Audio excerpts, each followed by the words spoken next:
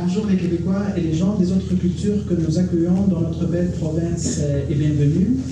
Nous sommes Lémi et compagnie. Nous allons vous présenter un projet de citoyens sur le mieux vivre ensemble. Ah oui, puis en passant, on vous demande 358 $ pour 0% des parts de l'entreprise. Ça, c'est pour payer les frais distribués. On va passer le chapeau. Je me présente, Ahmed Chowki, je suis journaliste et YouTuber. Je me présente Marie-Josée Bernard, designer graphique, chargée de projet et Germaine Poitieuse. Je suis Léon Paye, penseur, défenseur de la culture africaine.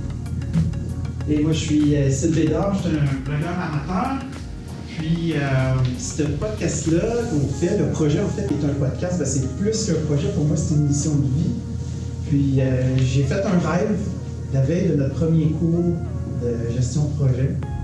Puis, je ne savais pas qu'on allait avoir un projet qui était conçu tout le long de la session avec la même équipe. Ce qui est drôle, c'est que le matin même, je trouvais ça une fois que le rêve que j'ai fait que j'ai rêvé que, parce que moi j'ai un podcast vidéo qui parle d'actualité géopolitique, puis j'ai rêvé que je me promenais dans la province de Québec en tournée de café en café. Fait que je trouvais ça assez spécial. J'ai raconté mon rêve à Ahmed le matin même. L'affaire qu'on ne savait pas, c'est que premier cours de gestion de projet, il fallait trouver une équipe, un projet qui était pour rester tout le long de la session. Fait que j'ai trouvé ça vraiment spécial. Puis là, ça m'a rappelé que Lémi, au début du programme, me disait qu'il voulait partir un vlog sur la culture et l'histoire africaine. Fait que j'ai pensé tout de suite à lui pour se rejoindre à l'équipe. Puis naturellement, le podcast n'était pas exactement, c'est mon podcast d'actualité et géopolitique. Fait que là, je l'ai adapté à Ahmed, à Lémi. Puis Marie-Josée s'est jointe à nous autres. Puis Marie-Josée qui a multiples talents. Fait qu'on a formé cette équipe-là, ce beau projet-là. Puis en tout cas, on a fait notre première expérience à l'Anticafé le 23 février. On a diffusé ça en direct sur Facebook. Ça a été vraiment une expérience vraiment agréable pour nous de refaire. Fait que je voulais vous raconter un peu l'anecdote. Fait qu'on va y aller maintenant avec le slide. Donc, la problématique, bien, ce projet-là, ça paraît utopiste, mais pour moi, il est vraiment essentiel parce qu'au 21e siècle, avec l'immigration massive partout en Occident, on a besoin plus que jamais de comprendre l'autre. Notre mission, bien, c'est de partager des histoires et des points de vue personnels par des podcasts vidéo. Notre vision, bien, c'est de mieux comprendre les différentes cultures, changer le présent pour mieux vivre ensemble et offrir un meilleur avenir. Puis on a décidé comme persona d'incarner Guy Michaud et Lynn Pinchot. Clientèle cible, je dirais 25 à 65. Les autres s'inquiètent du progrès technologique qui va trop vite et de l'éthique sociale qui ne suit pas nécessairement. Il y a aussi le clivage des médias et des réseaux sociaux qui les amène à se poser des questions. Fait que c'est ça un peu notre clientèle cible. Mais ils ont déjà une ouverture d'esprit sur le sujet aussi. C'est vrai. C'est très important de le mentionner. Fait que ça, c'est notre clientèle qui en ont plein leur casse. Et sur l'autre image, ben, il y en a d'autres qui en ont vraiment, ça lui sort par les oreilles.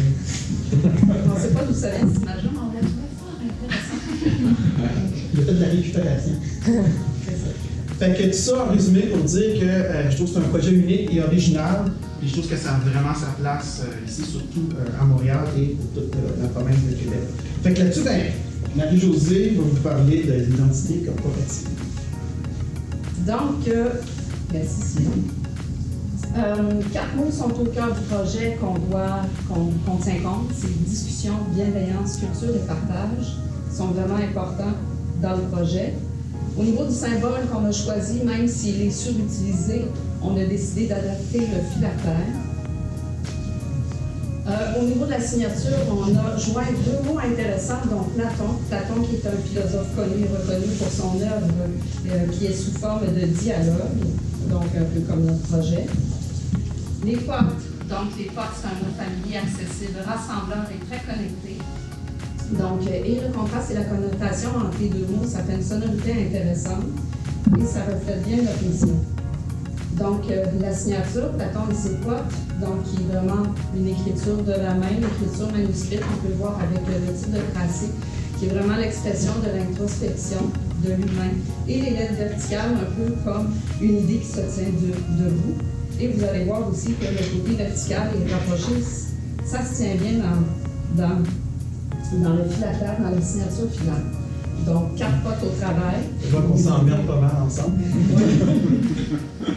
Ça a été une partie de plaisir.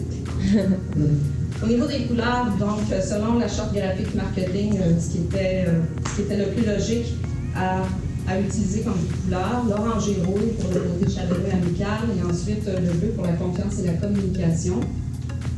On est passé à travers une étude typographique, ensuite une étude de design au niveau du filataire, et je suis arrivée à 3 propositions, et puis par la suite, on a présenté celle-là. C'est celle-là qu'on a choisie parce que la signature s'inscrit vraiment au cœur de la mission du filataire, donc Platon et ses potes, qui vient, qui s'accorde avec, c'est-à-dire le slogan « Et toi, ta culture », qui vient encore plus donner le ton à la mission qu'on a. Donc, il y a différentes déclinaisons qu'on a faites, mais vous allez en retrouver un peu plus à travers les médias qu'on va vous présenter. Concernant les photographies, ça vient de bandes d'images personnelles et on ne veut pas de visage. Nous, on va déjà être là en tant que tel, comme humain. Donc, nature et florilège inspirent à la réflexion. Et puis, ça, c'est un échantillonnage. Les réseaux sociaux vont être vivants, le site web aussi, donc il va y avoir une rotation d'images pour sentir le côté vivant que c'est animé à travers les réseaux sociaux. Donc, je passe le flambeau à Lémi pour la ligne éditoriale et le site web. Oui, alors la ligne éditoriale, c'est pour Platon et ses potes, c'est autour de 2 mots. Les 2 termes sont bienveillance et respect. Pour nous, c'est très primordial que nous soyons dans le respect et la bienveillance.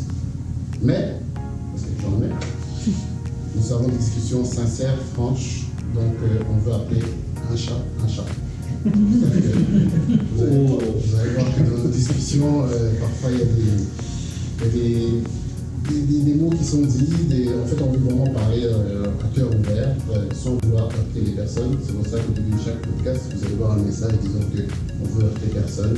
C'est pas notre but, mais vraiment pour mieux se comprendre, on veut vraiment se dire des vérités. C'est très important pour nous. Au niveau du podcast, merci. Oui, c'est ça. Au niveau du podcast, on va limiter nos réponses. Enfin, dans le podcast, on veut rester concis. Comme ça, on continue quand même à capter l'audience. En même temps, on veut aussi penser à la sémantique de notre communication. C'est-à-dire que la manière dont surtout dans les réseaux sociaux, après on peut dire une phrase et ça peut être mal compris. On a une anecdote d'ailleurs par rapport à ça. Donc on a compris que vraiment on peut faire attention à au message qu'on adresse. Et en même temps aussi, dans notre, on a aussi des modérateurs pour les commentaires qui sont inappropriés, pour qu'on garde quand même la bienveillance et le respect aussi autour de notre communauté. Donc ça, c'est ce qui se concerne au niveau éditorial. Sur le site web que je vais vous présenter, donc on a eu un site web de minimalisme qu'on a fait sur WordPress, vraiment un site qu'on veut simple, mais qui reste quand même professionnel. Donc nous avons 4 pages. Il y a la page d'accueil que vous voyez ici, dans laquelle vous voyez une description un peu de notre bio, de notre tête, le visage, les thèmes qu'on aborde. Et aussi, en fin de page, on a aussi le dernier podcast que vous pouvez regarder. T'as bien pareil. Exact. Donc la deuxième page, c'est un à propos pour les personnes. Donc la première page, c'est vraiment une vue globale pour que les personnes qui veulent en savoir plus puissent voir un peu les informations qu'ils recherchent. Et si vous voulez aller plus loin, il y a la page à propos dans laquelle il y a nos bios individuels un peu plus détaillés. Nous avons aussi d'autres pages comme la galerie photo, par exemple, qui elle montre un peu le lieu du tournage, un peu nos réunions qu'on a eues ensemble, pour que les personnes puissent un peu voir l'équipe. Très bel endroit. Exact. Et la page contact, dans laquelle il y a un formulaire pour les personnes qui veulent nous envoyer un message, entrer en contact avec l'équipe. Et la page principale, évidemment, c'est celle de tous nos podcasts, si vous voulez regarder. C'est pour ça que je sais que pour l'instant, vous vous dites de quoi ça part ce podcast, on veut savoir, dis-nous, on veut le voir. Ne vous inquiétez pas. proposer le teaser en avant-première et je vais expliquer.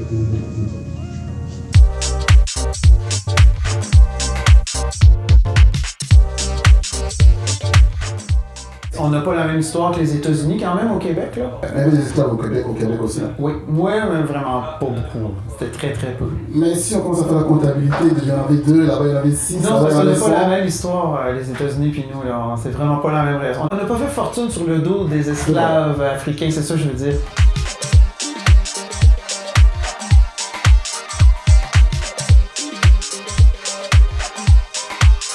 Moi, je vois pas ici le racisme, c'est ça. C'est du racisme systémique. Je sais que tu n'es pas d'accord avec moi, mais... T'as bien planté le décor. Dans les réseaux sociaux. Oui. Puis ça, malheureusement, il y en a pas mal de gens qui partagent les fausses nouvelles. Tu veux dire que de la propagande est importante? Oui. Il y a des pays, par exemple, ils font ça exprès. Pour combattre un pays, ils le combattent à partir des réseaux sociaux, c'est ça. Parce que je pointe du doigt les personnes qui ne sont pas informées. Parce qu'au XXIe siècle, quand on n'est pas informé, je pense qu'il y a une petite responsabilité de la part de chacun. Mais avant que tu commences, Ça commence! Pour savoir si ce que tu es en train de croire, c'est la vérité ou c'est une fake news.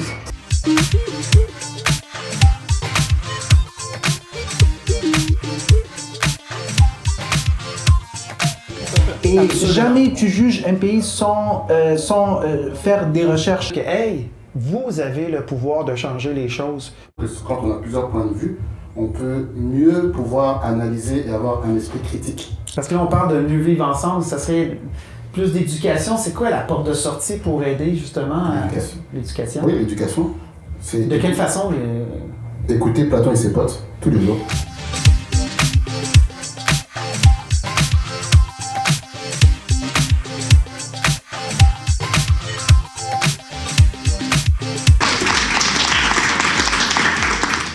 Je vais expliquer un peu au niveau du montage.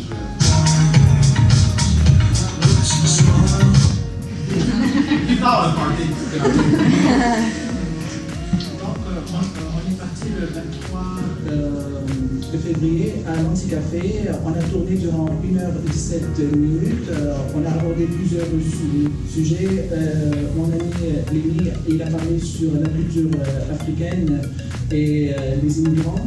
Et moi, j'ai parlé sur les réfugiés irakiens et syriens. On a parlé aussi du racisme dans le monde. On a tourné avec 3 caméras. Et pour faire ce teaser, il fallait choisir des séquences qui encouragent les gens à écouter notre podcast. Et on a choisi la Music House pour faire de l'animation et l'ambiance. Et je voulais, au nom de mon équipe, remercier Monia et tous les profs et les responsables de l'Institut Grasset. Et je souhaite bonne chance à tous les collègues. Merci.